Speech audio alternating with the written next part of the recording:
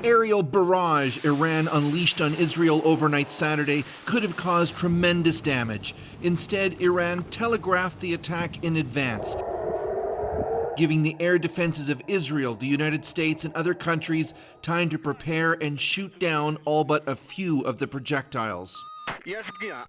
In a desert Bedouin community in Israel's south, a 7-year-old girl suffered a head injury from falling shrapnel. The children were frightened and wanted to run away from home, and that's when the missile hit, said her father. After a meeting of its war cabinet, Israel's military chief of staff vowed a response is coming. Iran will face the consequences for its actions. We will choose our response accordingly. Across Europe and beyond, there are calls for restraint. We are working urgently with our allies to de-escalate the situation and prevent further bloodshed.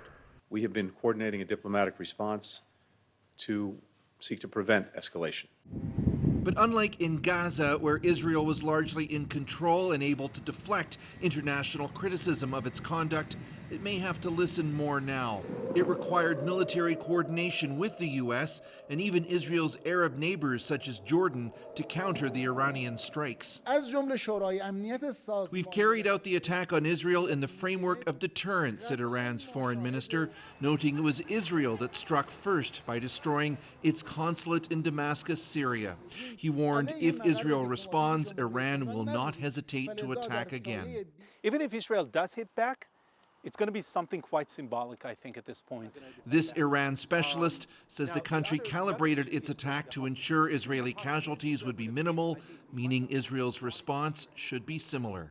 In a sense, they gave Israel at least a ladder to not attack in a severe way, which would force them in a way to retaliate and to kind of escalate things to a much more violent course.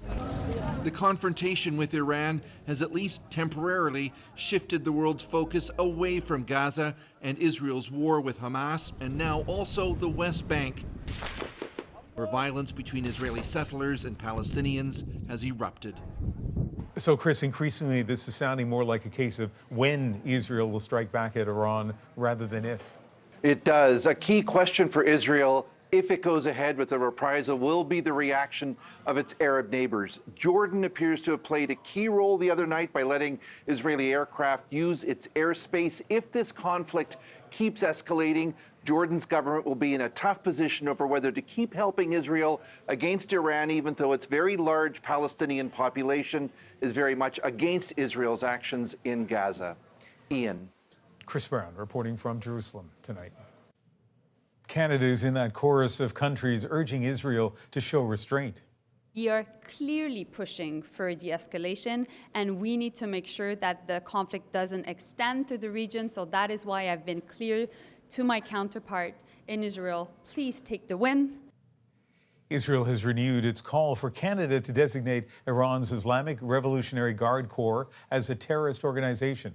Melanie Joly says the government is still working on that amid concerns it could affect people forced to serve in the group.